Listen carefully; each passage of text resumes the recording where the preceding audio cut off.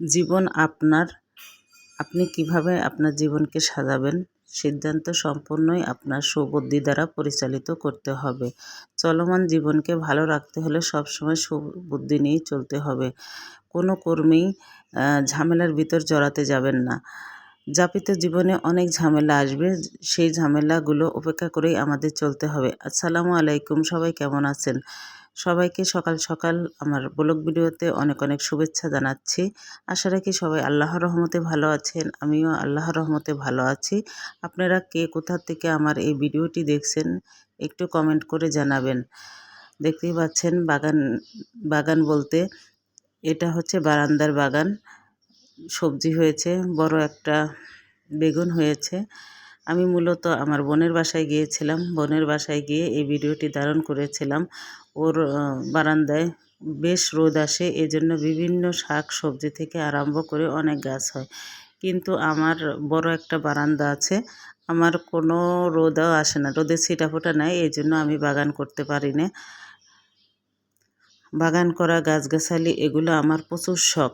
যেখানে প্রকৃতি আছে সেখানে আমার কাছে খুব ভালো লাগে, কেননা প্রকৃতি মানুষকে কখনোই নিরাশ করে না। আর প্রকৃতির যদি আপনি যত্ন নেন, আপনার মন মানসিকতা অন্যরকম হয়ে যাবে। এই দেখুন জানালার পাশে কিন্তু একটা নদী আছে, বুড়িগঙ্গা নদী। নদীটা এখান থেকে দেখা যাচ্ছে না, আমরা নদীতে ঘুরতেও গিয়েছিলাম, খুব ভালো লেগেছিল।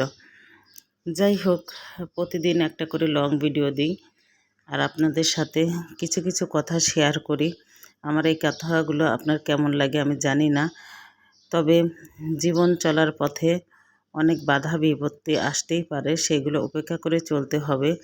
জীবনে যে যেখানেই থাকুক না কেন সেখান থেকেই পরিশ্রম করতে হবে। পরিশ্রম করে আপনাকে কোটিপতি হতে হবে এমন কোনো কথা না।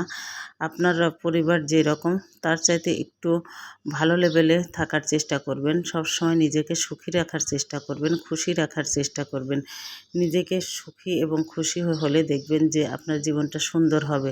আপনি যদি দুশ্চিন্তা করেন, দুশ্চিন্তা করলে বিভিন্ন রোগ ব্যাধি আপনার শরীরে বাসা বাঁধবে। আর রোগ ব্যাধি যদি একবার শরীরে বাসা বাঁধে, সেটা থেকে বের হয়ে আসা খুবই দুষ্কর হয়ে পড়ে।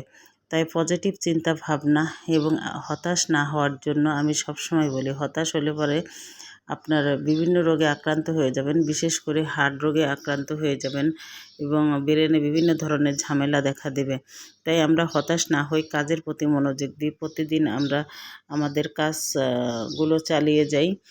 দেওয়ার মালিক মহান আল্লাহ পাক। আল্লাহ পাক চাইলে 1 সেকেন্ডের ভিতরে আমাদের ভাগ্যকে পরিবর্তন করে দিতে পারে। তাই আমি এই রোজার দিনে বলবো, যারা আমরা পরিশ্রম করছি, আল্লাহ পাক তুমি তাদের কাউকে নিরাশ করো না। সবাই ভালো থাকবেন, দেখা হবে পরবর্তী